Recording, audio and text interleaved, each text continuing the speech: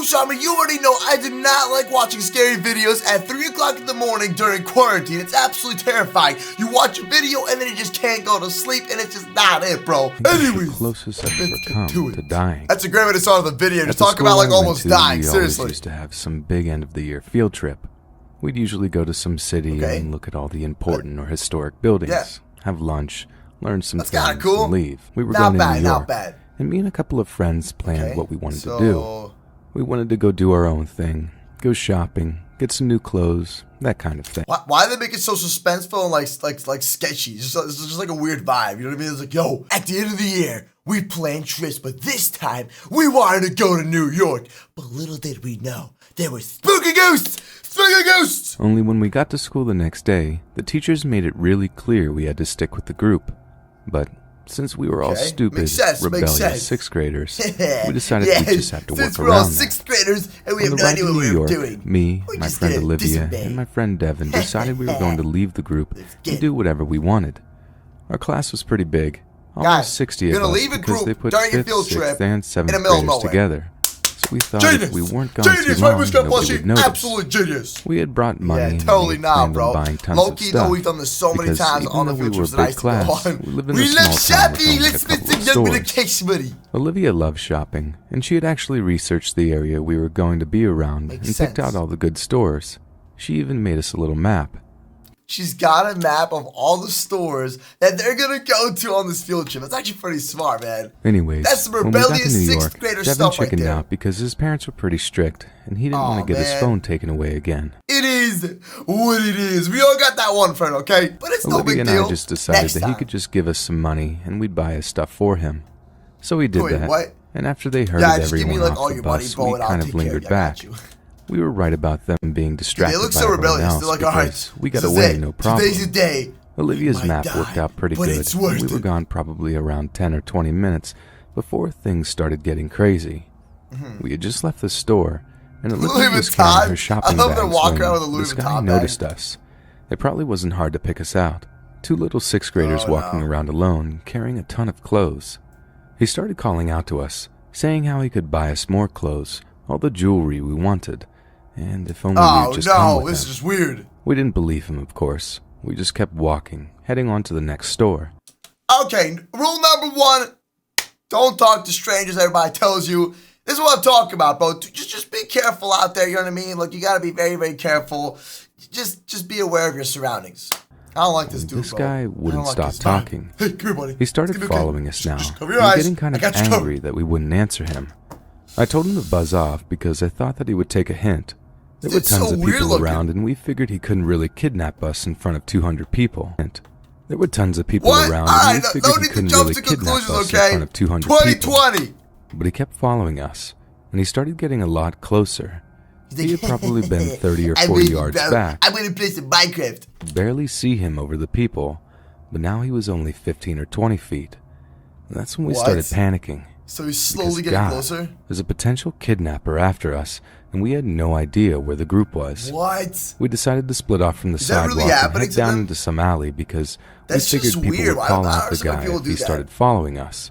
But of course, it was New York. Crazy enough, this actually does happen to even us. Like, we'll just be walking around and people will just be randomly following us. And then I remember one time, there was actually multiple times this happened, people just like follow our car back to our house, which is not okay at all, by the way. That's just straight up weird. I always gotta pull over and be like, bro, why you follow me? What's good?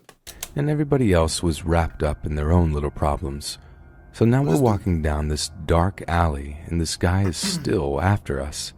He fell a little back, probably back to about 30 feet now. Wait, what? But now he's not pretending to be a good guy. He's talking about how he's gonna kill us, and how they're never gonna find our bodies, and how much fun he's gonna have with us. What? And he's smiling this deranged grin the whole time. This dude's crazy. We're both on the verge of tears now, because we figured this sociopath is about to have his way with us. Olivia just decides to drop her stuff and yells, "Run!" So we both start booking it. Run! And we're probably around halfway through this alley. But then she turns around and she screams. So I turn around and I see this psychopath is now running after us too. Are you serious? And he has a knife. What? Where did the knife come from? Oh my, yo, this is terrifying. We're both screaming now.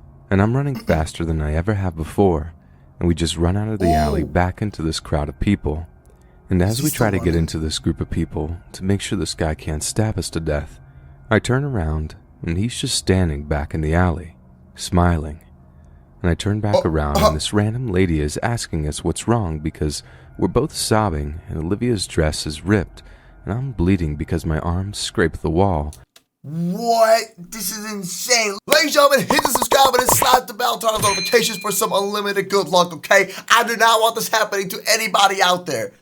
And we're crying so hard we can barely talk. Why is this guy low? As soon as we can actually manage to talk, we tell her about our school, and she looks it up and calls them, and we somehow manage to find our group again. Okay. We're both forced to stay right next to the teacher because they don't trust us anymore, and I honestly don't blame them. We didn't even tell them about the man, though. Oh, so they finally got caught by the teacher. All right, it is what it is. Now they're in trouble. And as soon as I get home, I'm grounded, and my phone is taken away. But still, nobody but me and Olivia knows about that man. School ends a couple of days later and I get my phone back, so I text Olivia and she sends me a picture of our class in front of some important building and says, "Look in the bottom left corner."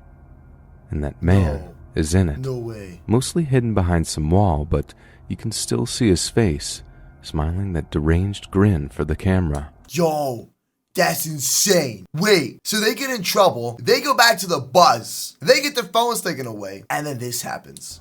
We never really talked about the man again. I didn't want to bring it up, and Olivia didn't either. Ooh, I'm terrified of cities now. I like to stick to a couple of towns near me, and that's it. And there's a much lower chance of running into I will be scared of cities after that as well. Scary animation number 2. Ladies and gentlemen, hit the subscribe button, slap the bell, turn on notifications, okay? Come on, I'm gonna need everybody to show that Moose Army family. We're trying to get to 2 million subs. Let's make it happen.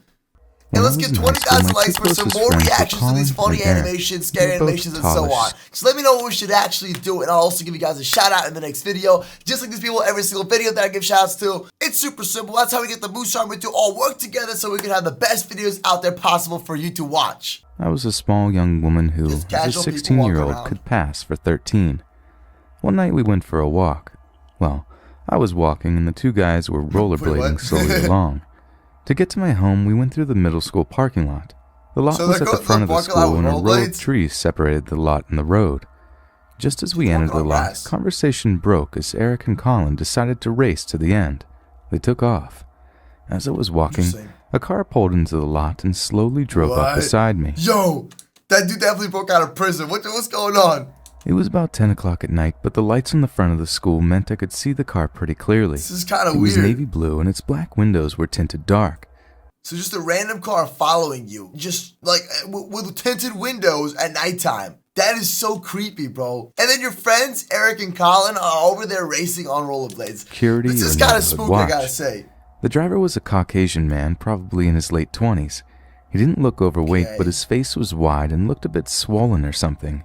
He was wearing a red shirt, no uniform. So red he rolled shirt, down his window and spoke to me. "Hey, you're not allowed to be here. You're trespassing." I was confused. I stopped walking and took a small step toward the car to hear him better.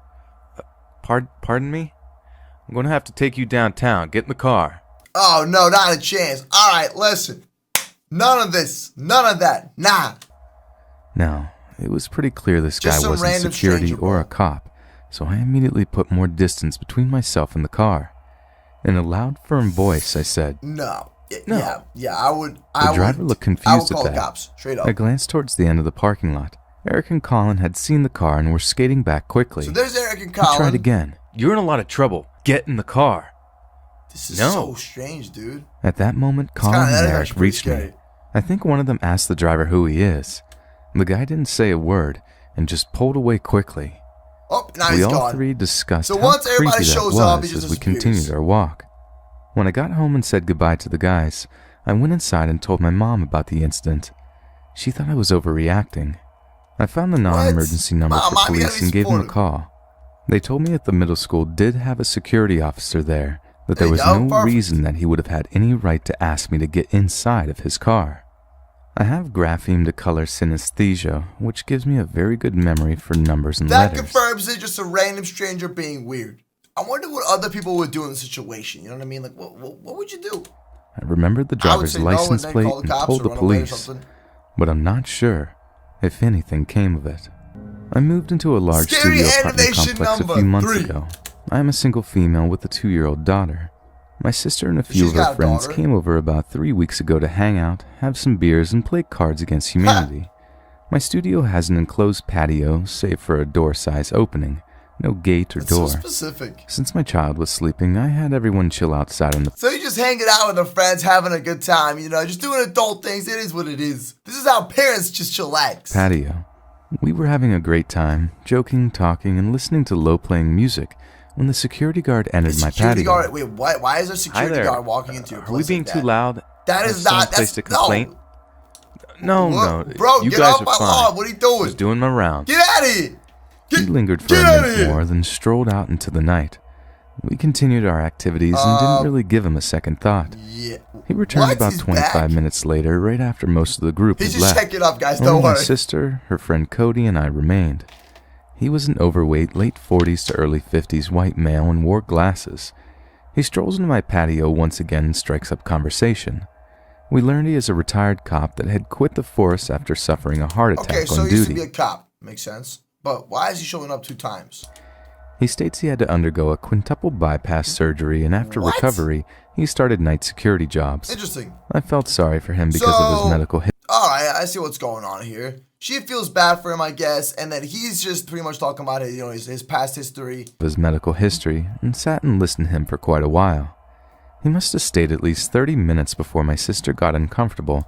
Wait! He's a security guard. Shouldn't he be, like, doing his job? He can't be, like, slacking on the job. He's security guard. You gotta protect and help everybody out. Once again, my sister said that she didn't like the way that he was looking at me, and she thought that he took a liking to me. I initially told her she was reading into it too much and that the dude was just lonely and had a long shift ahead. A week and a half later, my sister is visiting again. Okay, so the sister notices some weird vibes, and she's like, "Nah, sis. Don't be like that." Visiting again, and we are sitting weird inside vibes, my bro. place None talking. of that. My studio Good has a black only, screen door, which is visible to see through, and a wood door. I had the screen locked and the wood door wide open to let some air in. What? My sister is talking to me, and I have the sensation that someone is looking at me, so I glance up. The security guard is standing at the doorway of my patio, staring. I say hello. What is going on? It's so creepy. He's just standing there looking around. And he jerks forward, as if expecting an invitation in or something.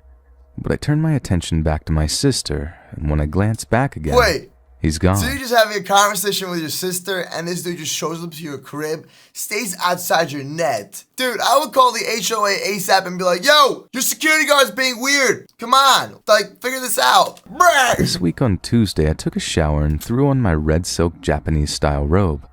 I was washing dishes for about 25 minutes and had poured a glass of wine. Dishes after chilling. I turned from the kitchen to sit on my couch, and I strangled a scream.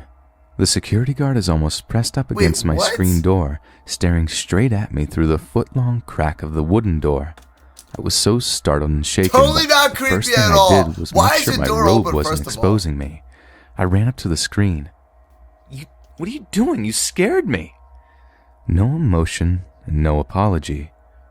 I was just doing my rounds. He's just like, my scalp is crawling and I'm still shaky.